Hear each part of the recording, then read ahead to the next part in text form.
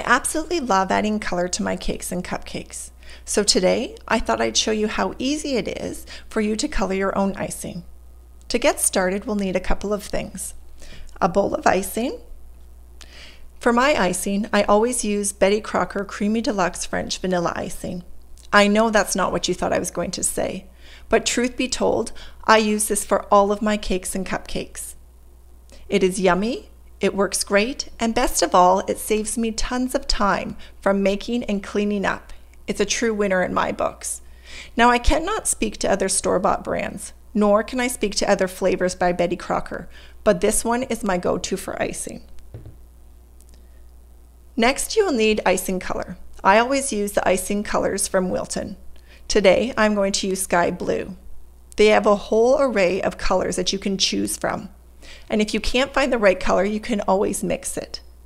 This is a concentrated color, which means that a little goes a long way. And the best part is it won't change the consistency of your icing.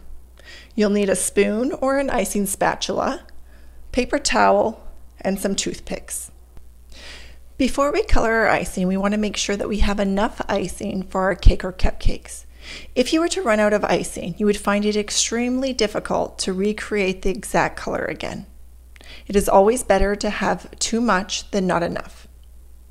Okay, so we're going to open our icing color.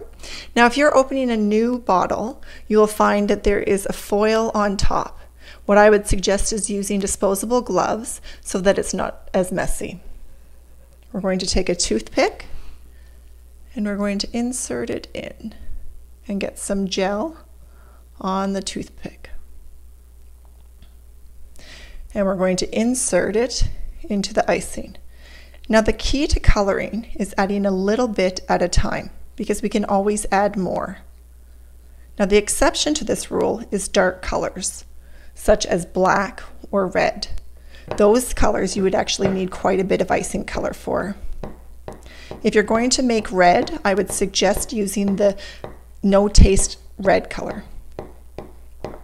And look at that, color is coming out. So a little again goes a long way. All right. You want to make sure you're getting down to the bottom, that you're getting all of your icing and it is mixed up really well.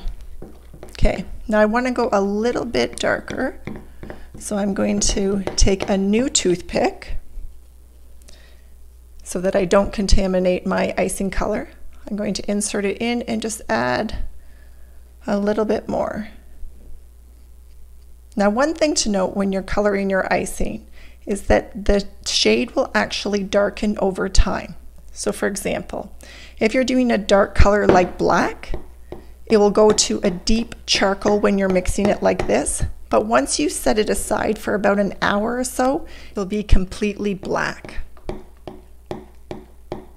Okay, and that's looking great. Now I just want to add a little bit more to get it a little bit darker. So we're going to go one more time. Again, add it in. And then that should be good.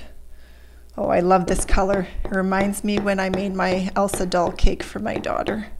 Such a beautiful color.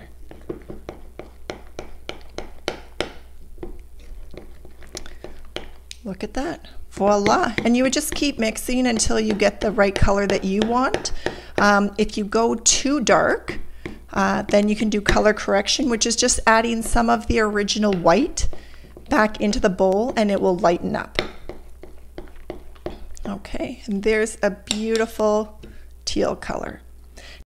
If you're going to be piping with this icing, you'll want to put the icing bowl in the fridge to let it chill for 30 minutes prior to piping. This way it will allow your piping designs to come out more crisp.